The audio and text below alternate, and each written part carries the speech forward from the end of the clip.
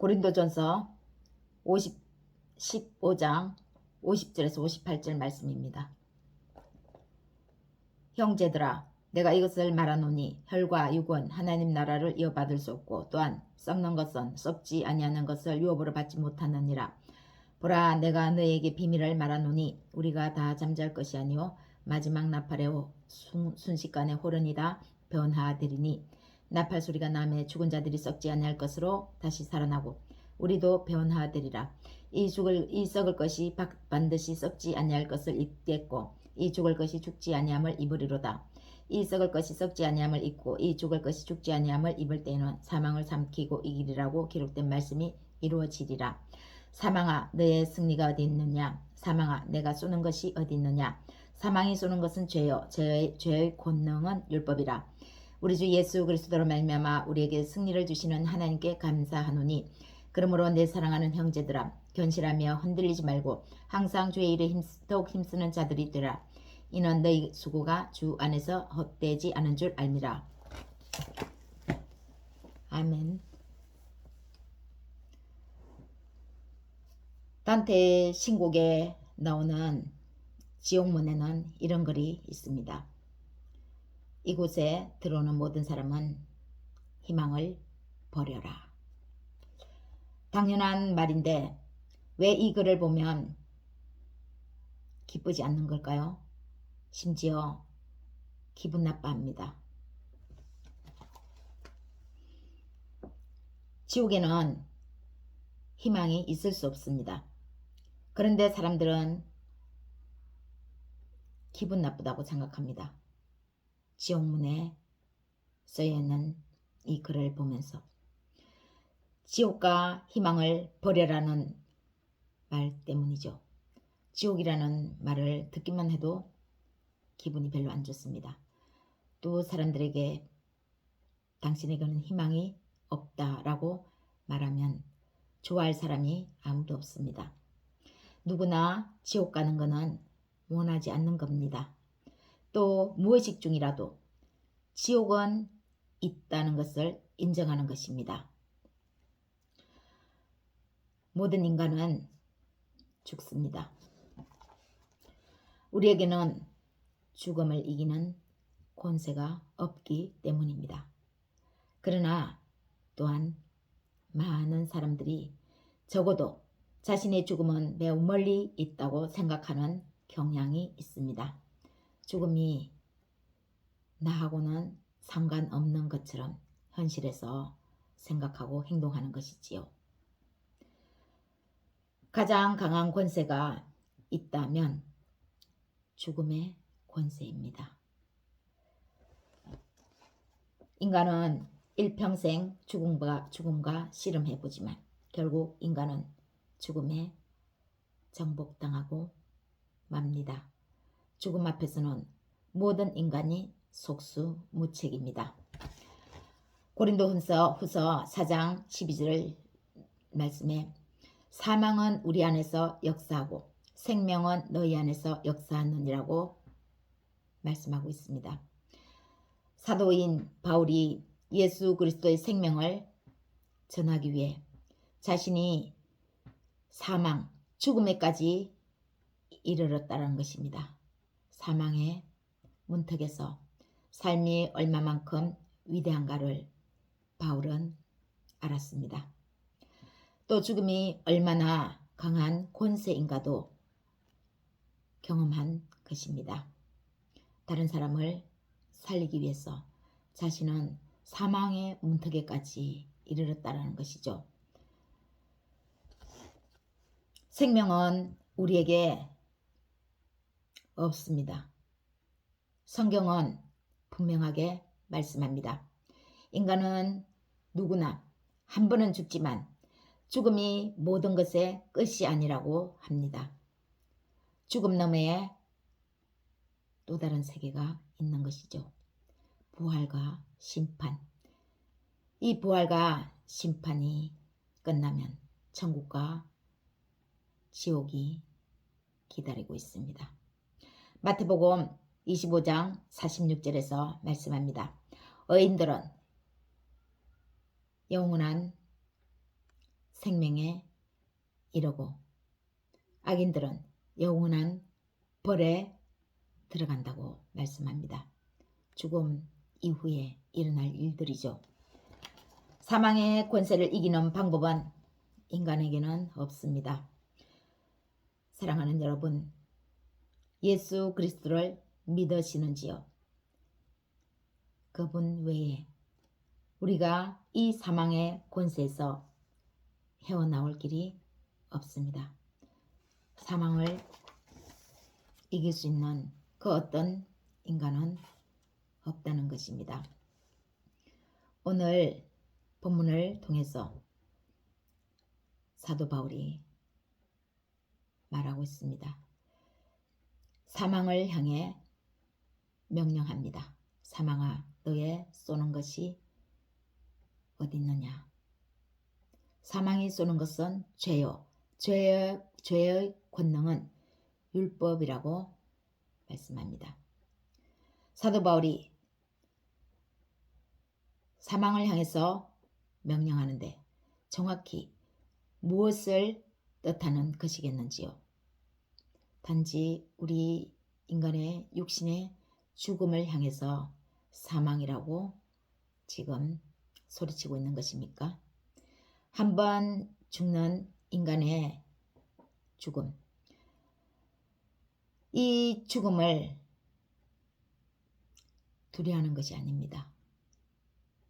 그는 죽음이라면 죽으면 끝이라고 하는 죽음의 두려움이 진짜로 두려운 것임을 말씀하고 있는 것입니다. 죽는 것을 두려워하는 것이 아니라 죽음의 두려움을 두려워하고 있는 것이죠. 사망이 원하는 것은 권세입니다. 사망이 우리에게 덮치는 것은 사망이 이루어지기 전에 이미 사망의 그 힘이 얼마만큼 무서운가를 우리에게 덮여주는데 그 권세가 두려움의 권세, 즉 사망의 권세입니다. 사망하지도 않았는데 미리 진을 쳐서 권세로 누르고 제압합니다. 그것이 바로 사망의 두려운 죽음의 권세입니다. 그것이 바로 율법 아래에 묶여있는 죄의 권능인 것입니다. 죄의 권능에서 자유로울 수 있는 인간이 있습니까? 인간은 죄의 권능에서 자유로울 수가 없습니다. 우리가 이 세상에 살아가는 한 죄의 권능에서 완전히 자유로울 수 없습니다.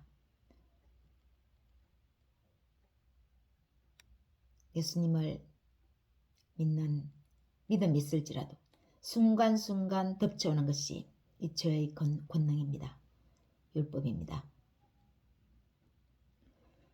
이리 봐도 죄의 권능, 저리 봐도 죄의 권능, 사방팔방이 죄의 권능뿐입니다. 이 세상이 그러한 것입니다.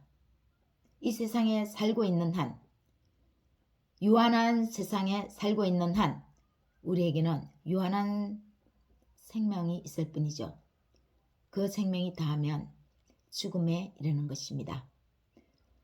이 사망의 권세, 이 권세는 죽음이 이르기도 전에 이미 우리에게 두려움이라는 그런 사망의 힘을 덮어버립니다. 죄의 권능을 다스리실 분은 오직 예수 그리스도 뿐이십니다. 그리스도께서 죄에서 자유하셨습니다. 죄가 없으신 분이 우리를 대신해서 죄를 짊어지고 가시면서 이 세상의 죄에서 예수를 믿음으로 말미암아 자유케 하셨습니다.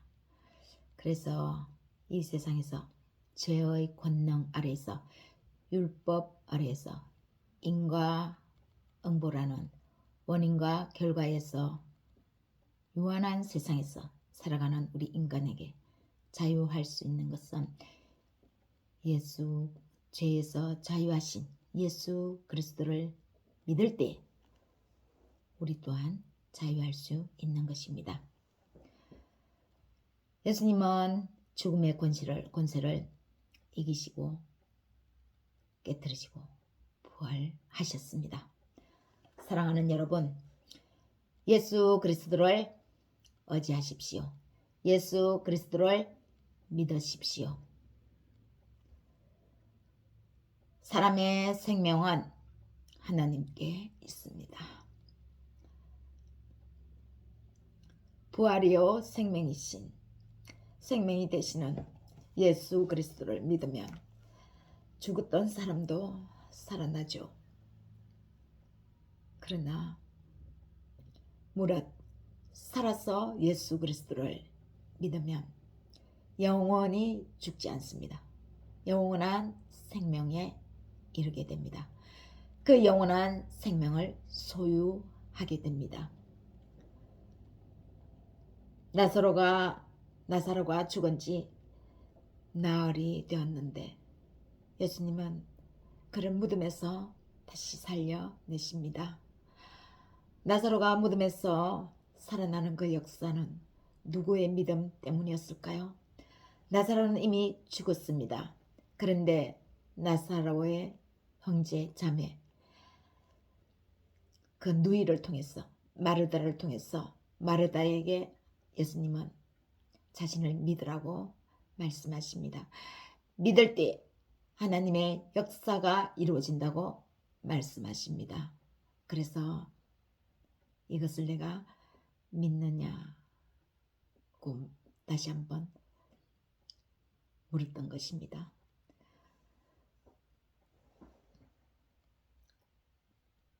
마르다의 오빠가 살아난 것은 그 누이 마르다의 믿음 때문이었습니다. 그의 믿음을 예수님은 보셨습니다. 하나님은 예수 그리스도를 믿는 그의 집안을 다시 한번 하늘의 생명으로 가져다 주었습니다. 예수 그리스도로 말미암아 사망을 이기는 권세를 하나님은 우리에게 주셨습니다. 이 두 가지 사실을 반드시 기억해야 하겠습니다. 예수 그리스도께서 첫 번째, 예수 그리스도께서 사망의 문을 여시고 그 사망의 권세를 부으셨다는 사실, 이 사실을 믿으셔야 하겠습니다. 두 번째, 예수를 믿는 우리에게도 동일한 이 권세가 있음을 믿는 것입니다. 믿어야 합니다. 예수님이 이 사망의 권세를 깨뜨리시고 부활하셨으면 예수님을 믿는 우리에게도 동일한 이 권세가 반드시 있는 것입니다. 이 두 가지 분명한 사실로서 나아가면 우리 앞에 어떤 사망의 권세가 도사린다 할지라도 감사함으로 나아갈 수 있습니다. 이미 이 감사는 하나님께서 이루셨다는 증거입니다. 사랑하는 여러분, 이 은혜가 이 그리스도의 사망의 권세를 이기신 이 권세가 여러분 모두에게 있으시기를 예수님의 이름으로 축복합니다.